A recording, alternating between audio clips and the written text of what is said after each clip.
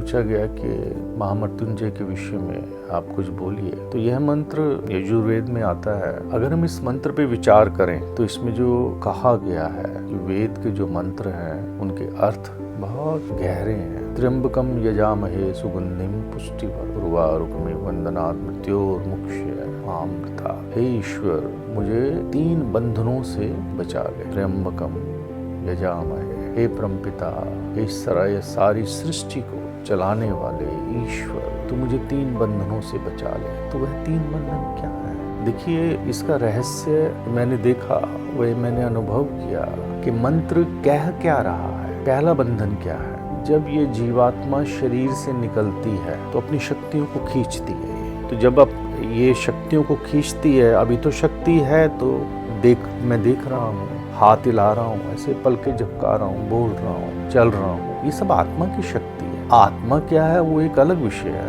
और बड़ा सूक्ष्म विषय। आत्मा को जान कर ही किसी के मन में शांति आ सकती है, नहीं तो नहीं आ सकती। तो यह आत्मा जब अपनी शक्तियों को खींचती है और इस शरीर को छोड़ती है तो बड़ा कष्टदायक है, बहुत कष्टदायक है सामान्य जन के लिए। जब ये शरीर से निकलती है तो बहुत कष्ट से निकलती है। ये बंधन है कि बार बार शरीर में आना जाना, आना जाना, कष्ट से शरीर को फिर छोड़ना, तो ये एक बंधन है। फिर जब ये शरीर से निकलती है और ग्रेविटी को छोड़ती है, सब प्रथम ये सूक्ष्म वायु से मिलके जीवात्मा और ग्रेविटी को छोड़ के और ऊर्ध्व गति की तरफ जाती है, तो पुनः इसका आगमन होता है।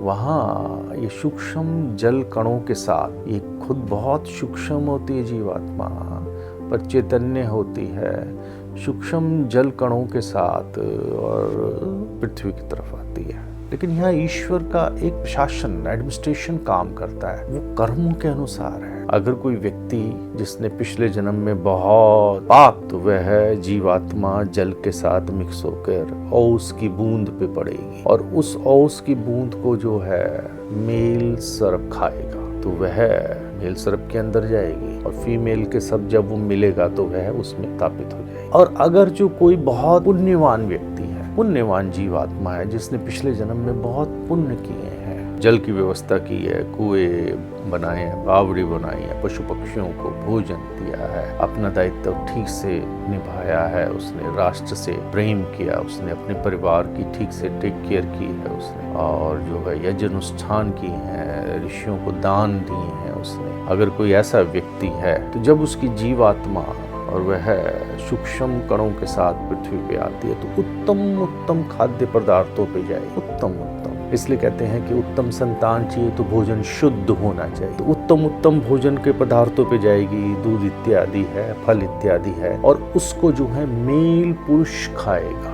उस मेल पुरुष के साथ वह उसमें प्रवेश करेगी। तो यहाँ शास्त्रों ने तभी बोला पिता प्रथम माता, पिता जो प्रथम माता है, जो वह जीवात्मा मेल पुरुष में प्रवेश करेगी कर्मों के अनुसार। वहाँ ईश्वर का जबरदस्त एडमिनिस्ट्रेशन चलता है और फिर जो है जब समागम होगा तो वह गर्भ में स्थापित हो जाएगी। अब यहाँ जो है उस अन्न से निकलना बड़ा कष्ट है, बहुत कष्ट है। ईश्वर, उस अन्न से जीवात्मा का निकलना बड़ा कष्ट है। ये दूसरा बंधन। और तीसरा, माँ के गर्भ में 9 महीने तक उल्टा लटका रहना बड़ा कष्टदायक है। वहां से निकलना बहुत कष्टदायक। तो यहाँ इस मंत्र में प्रार्थना, यजामहे, हे पूरी सृष्टि के नियंता, इसको बनाने वाले, धारण करने वाले, हे ब्रह्म, त्र्यंबकम यजामहे सुगंधिम पुष्टिवर्धनम्, मैं जो हूँ इस 3 बंधनों से निकल जाऊं और फिर जब संसार में आऊं तो मैं ऐसे उत्तम कर्म करूं। सुगंधिम पुष्टिवर्धनम्, मेरा जो आत्मा का बल बढ़े, बुद्धि का बल बढ़े, परमपिता मेरा, शारीरिक बल बढ़े ईश्वर मेरा, और जो है उसके बाद जो है अगर मैं इस शरीर को छोड़ूं तो सुखपूर्वक छोड़ूं परमपिता, दुख से ना छोड़ूं। बहुत जैसे तपस्वी जो हैं इस शरीर को सुखपूर्वक छोड़ते हैं। हे परमपिता, मैं इस शरीर को ना पूर्ण आयु को प्राप्त करूं। उर्वारुक में वंदनाथ, जो बंधन जो है ना, ये वह जो है वो वाला जो शरीर से निकलने वाला है ईश्वर,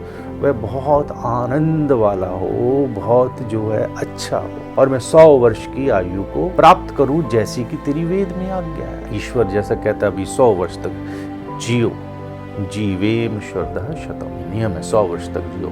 उस 100 वर्ष तक के जीने के नियम है, उन नियमों पे चल के 100 वर्ष तक जियो। तो ये जो है, ये जो मंत्र जो बोल रहा है कि हे ईश्वर, मैं इस 3 बंधने जो है इनसे मैं निकल जाऊं। पहला, शरीर से जो जीवात्मा निकलती है, दूसरा अन्न से जो है जीवात्मा आती है, तीसरा माँ का गर्भ। मेरे को 3 बंधनों से छुटकारा दे दे, अर्थात मुझे मोक्ष दे दे परमपिता, मोक्ष, ऐसा इस मंत्र का अर्थ है। ओम